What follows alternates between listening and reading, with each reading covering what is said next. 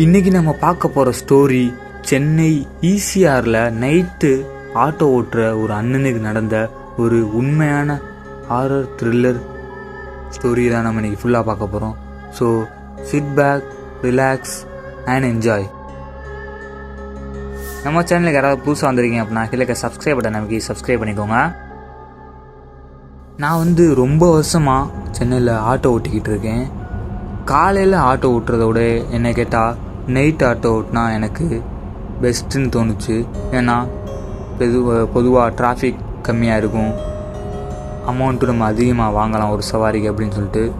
இந்த மாதிரி நான் ஓட்டிக்கிட்டு இருந்தப்போ தான் ரீசண்டாக எனக்கு ஒரு ரெக்வெஸ்ட் வந்துச்சு.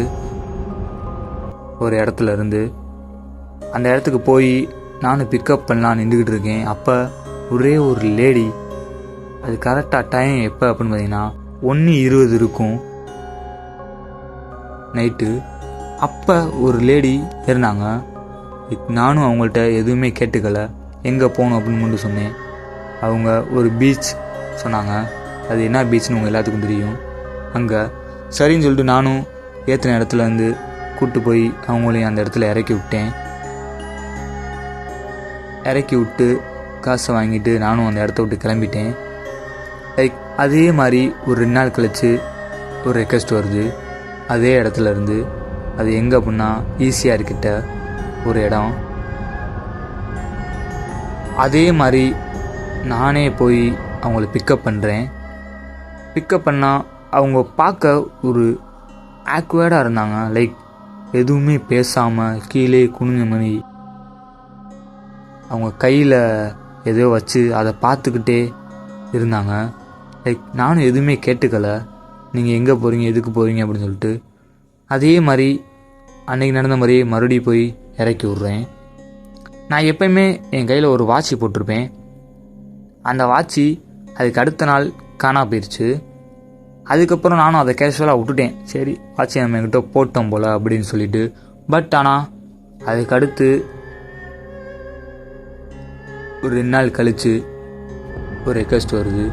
அதே ஈசிஆர் கிட்ட அதே லேடி அதே டெஸ்டினேஷனுக்கு. சரின்னு சொல்லிட்டு நானும் போய் நிப்பாட்டி அவங்க ஏறி உள்ளே உட்காந்தாங்க.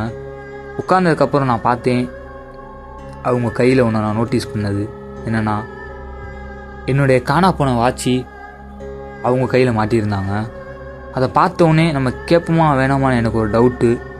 சரி கேட்போம் அப்படின்னு சொல்லி நானும் அவங்கள்ட்ட கேட்டேன், நீங்கள் இந்த வாட்சி எங்கேருந்து எடுத்தீங்க அப்படின்னு சொல்லிட்டு.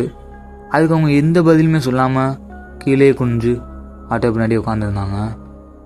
நான் ஆட்டோவை சடனாக அப்படியே நிப்பாட்டிட்டேன். நிப்பாட்டினதுக்கப்புறம், நீங்கள் யார், எதுக்கு நைட்டுலாம் அங்கே போகிறீங்க அப்படின்ற மாதிரி எனக்குள்ளே இருந்த அந்த கேள்வியை அவங்கள்ட்ட கேட்டேன்.